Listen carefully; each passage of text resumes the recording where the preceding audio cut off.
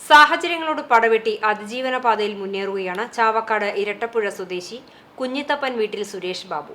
തന്റെ മുച്ചക്ര സൈക്കിളിൽ സോളാർ ഘടിപ്പിച്ചാണ് സുരേഷ് ഉപജീവന മാർഗമായ ലോട്ടറി കച്ചവടം നടത്തുന്നത്.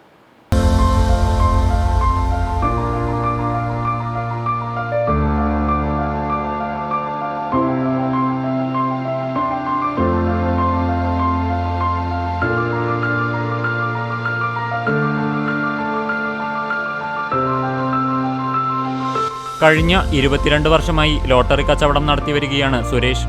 ചെറുപ്പത്തിലെ ബാധിച്ച പോളിയോ തന്റെ ഇരുകാലുകൾക്കും കൈകൾക്കും വൈകല്യമുണ്ടാക്കിയെങ്കിലും മനസ്സു തളരാതെ ജീവിതം മുന്നോട്ട് കൊണ്ടുപോകുകയാണ് ഈ 54-കാരൻ.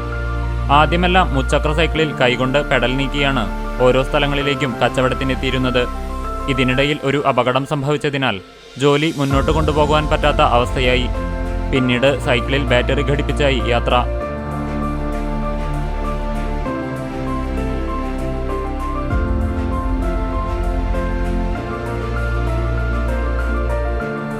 ഏകദേശം 1.5 വർഷം മുമ്പാണ് സോളാർ സിസ്റ്റം സൈക്കിളിൽ കൊണ്ടുവരുന്നത്. പകൽ സമയങ്ങളിൽ ഏകദേശം 40 കിലോമീറ്ററോളം യാത്ര പോകുവാനുള്ള ചാർജ് ഇതിലൂടെ ലഭിക്കുന്നുണ്ട്.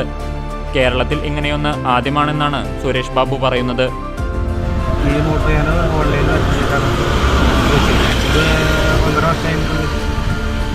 കൂടാതെ ഞാനിപ്പോൾ സോളാർ വെച്ചിട്ടുണ്ട്. സോളാർ വെക്കുമ്പോൾ നമുക്കിത് പകലോട്ടുള്ള സാധ്യത തന്നെ കിട്ടും. ഒരു 10-40 കിലോമീറ്ററോളം കിട്ടും. രാത്രികളിൽ ബാറ്ററിയിൽ സ്റ്റോർ ചെയ്യുന്നുണ്ട്.